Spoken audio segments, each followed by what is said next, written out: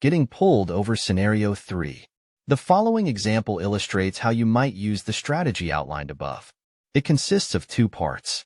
In the first part, the suspect isn't informed about police practices or the techniques that can be used in order to demonstrate the kind of trouble one could open themselves up to.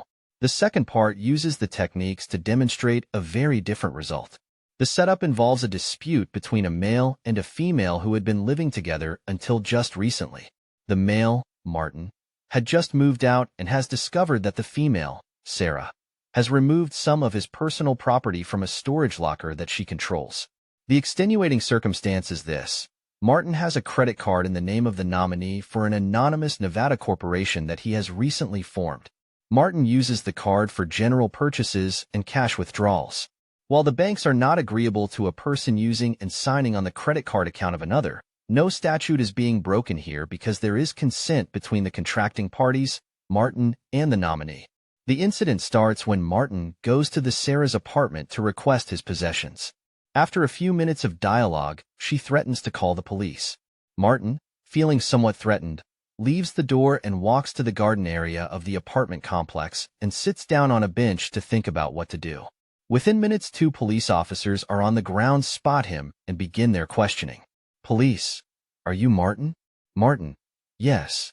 Police. May I see your identification, please? Martin. I am not carrying any. Police. Have you ever been arrested? Martin. No. Lying. Police. We will need to see your driver's license. Martin. It's in my car. I doubt we'll have to get it. Police. Let's go.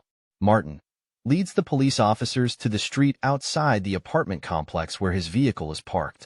Martin opens the door, reaches inside his wallet, and hands the police officer a small leather identification holder. The holder has a see-through window showing his driver's license and also contains his nominee's credit card. Police looks at the license, then reaches for the credit card, pulls it out, and asks, "Is this yours?" Martin. The card is on my bank account, but the name is the nominee of my corporation. Police calls the credit card fraud unit to send another officer over to investigate. They are in Las Vegas. Runs a report based on Martin's driver's license information, but nothing comes back. What's your social security number? Martin. I don't remember. Police. You don't remember? Turn around.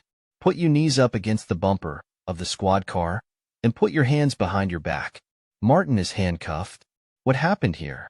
Unbeknownst to Martin, Sara has alerted the officers about Martin's little credit card arrangement. The police went on a fishing expedition and Martin played right into their hands. They now have probable cause to arrest Martin, who goes to jail as a John Doe, until they can figure out who he is. This scenario has all the elements referred as a citizen informant, having inside knowledge, a naive suspect, and probable cause for an arrest.